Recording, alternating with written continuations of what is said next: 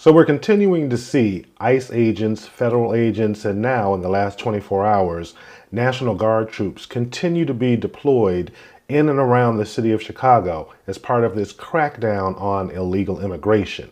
It's continuing to ratchet up, but just when you thought this story couldn't get any crazier, this broke today. Tonight in the alleged plot to kill top Border Patrol agent Greg Bovino. The man accused in his murder-for-hire plot appeared in a Chicago courtroom today.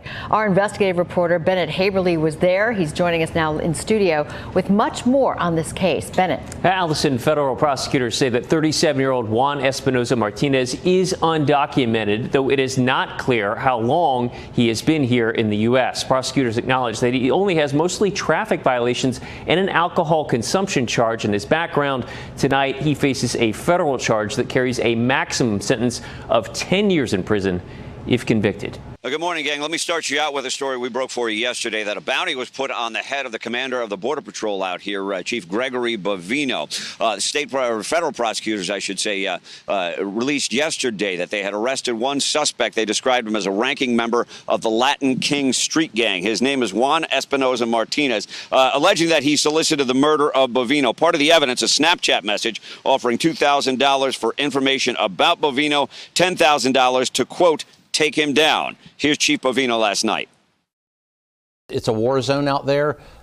Secretary No mentioned a bounty on the heads of federal agents, that $2,000 to kidnap, $10,000 to kill senior Border Patrol officials and senior ICE officials here in Chicago. That's something out of a third world country. Is this America? So we do need to get to the bottom of that, and I do believe that we'll get some more clarity on what happened there with the response. Think about that, people. You've got an illegal immigrant who's here in this country. The government has evidence that this person, part of a local gang here in Chicago, the Latin Kings, I've heard about them in my entire life living in the Chicagoland area. He's putting out a bounty to other gang members to kidnap, give information for, or kill federal agents. And then you heard them say in the report that they used Snapchat, probably thinking that the message is going to disappear within 24 hours.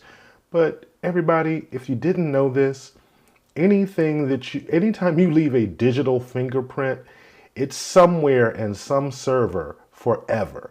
These individuals didn't believe that, thinking they'd be able to use this particular Snapchat app. The message would disappear within 24 hours. You've got an illegal immigrant in the United States that is conspiring, that's paying people to go and murder federal agents.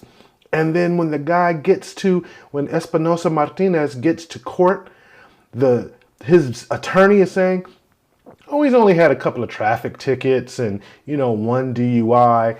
We should let him go on his own recognizance. This is why Americans are so fed up with the left. You have this type of evidence against this type of individual who's already here in the country illegally, and you want to defend this person and say he's only had a couple of traffic tickets, so let him go until his court date? What are we talking about? Cell phone video captured federal agents arresting Juan Espinosa Martinez Monday in Burr Ridge.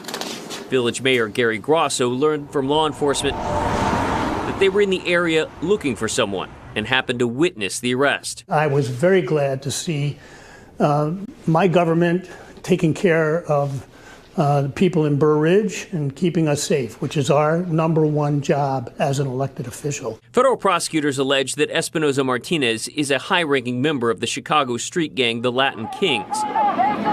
Court records allege that after an October 4th incident in Brighton Park, where immigration agents said people rammed their vehicles, which resulted in them shooting a woman, Espinosa Martinez dispatched members of the gang to the area.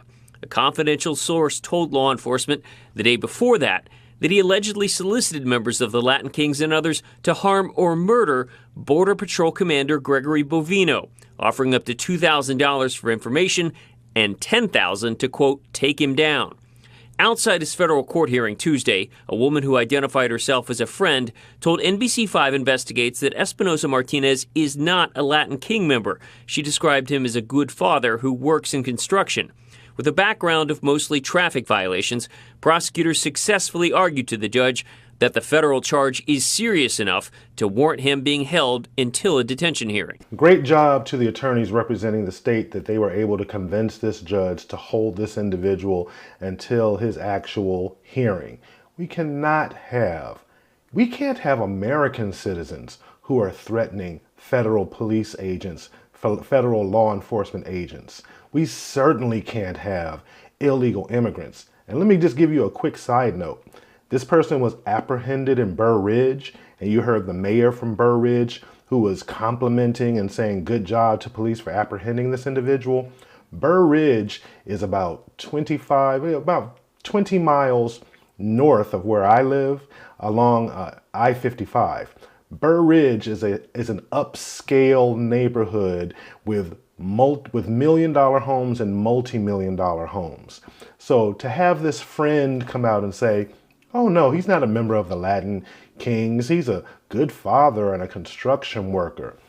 Yeah, right. If they've got information from a CI that this individual was not only a Latin King member, not only did he send these communications via Snapchat, but the communications that he was sending were basically bounties to either capture, kidnap, or kill members of federal law enforcement.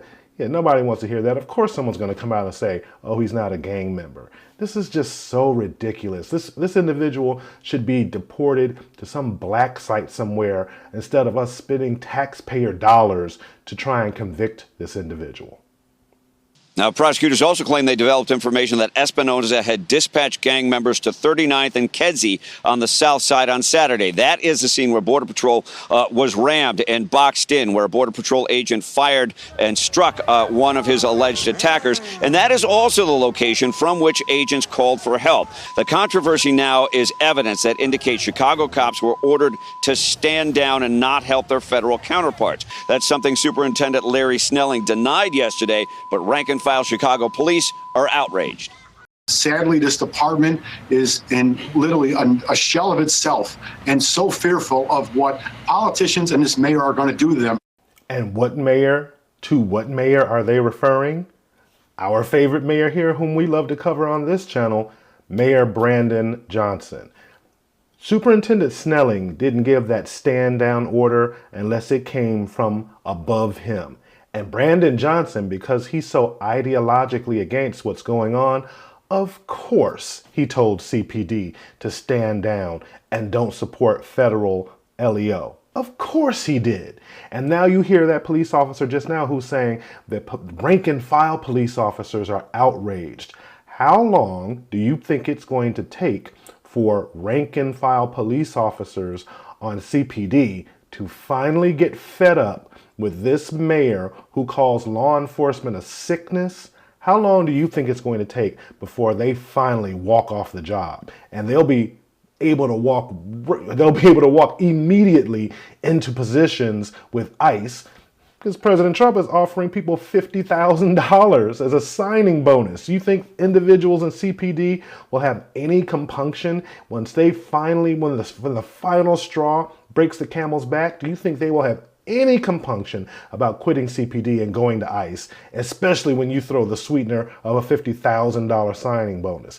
Again, it's just so incomprehensible to me that people on the left are just, their Trump derangement syndrome is so severe that they can't look past that. And even somebody like this man, Juan Espinosa Martinez, they can't even look past their hatred of Trump to say, we've got to stick together as Americans to prevent people like this from killing law enforcement officers. Donald Trump is using our service members as political props and as pawns in his illegal effort to militarize our nation's cities. The state of Illinois is going to use every lever at our disposal to resist this power grab. I had to stop for 1 second just to ask a quick question. Look at Brandon Johnson standing behind the left shoulder of J.B. Pritzker. Why does he always look like a deer caught in headlights? But again, this is the mayor who told CPD not to dispatch people in the field to back up federal law enforcement. And I guarantee you, very, very soon, CPD is going to go on the record about how they feel about this mayor. And get Noam's thugs the hell out of Chicago. I'm not afraid. I am not afraid, and I won't back down. And yesterday, Chicago's Mayor Brandon Johnson signed an executive order declaring city property ICE-free zones. The White House responded to that shields violent and criminal illegals and abandons the citizens of Chicago. People put bounties on immigration officials or ATF officials. I mean, those people should be put in jail, and we should be cooperating with the people doing their job to put them in jail. And it's a shame that people don't recognize that these dedicated law enforcement people are doing their job, and now there's bounties on them. In a post on X, Bovino's account wrote this afternoon, quote, "When violent gangs can plot to kidnap and kill law enforcement officers in a U.S. city like Chicago, that means they are feeling way too comfortable. Time to make them feel uncomfortable," end quote. And Greg Bovino is absolutely right. I've been saying this since the beginning of this entire ordeal. If individuals can cross into the United States, a sovereign country, and they have no respect for our sovereign borders or our laws, and then you compound that with an individual who's already a criminal, and then you compound that these individuals have so much hubris, they are so brazen that they are going to put bounties on the heads of law enforcement officials, and then you have people on the left, like the governor of Illinois, like the mayor of Chicago, who won't even make a statement about how that is not acceptable. They are just determined. All they have to know is the idea came from Trump. They're automatically against it, and they're going to fight it until the end. We're going to see what happens in the next 24 to 48 hours when this goes before a judge, and whether or not a judge is going to allow the deployment of state National Guards from the states of Illinois and Texas to stand. I really hope this judge does not rescind or issue a stay that allows National Guard to be dispersed.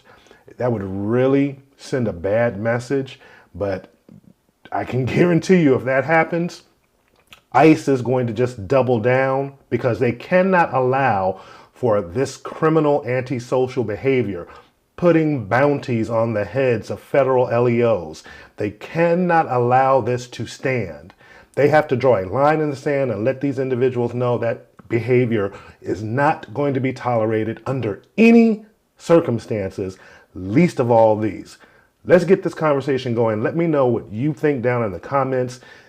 Does the National Guard need to go in and fortify federal agents?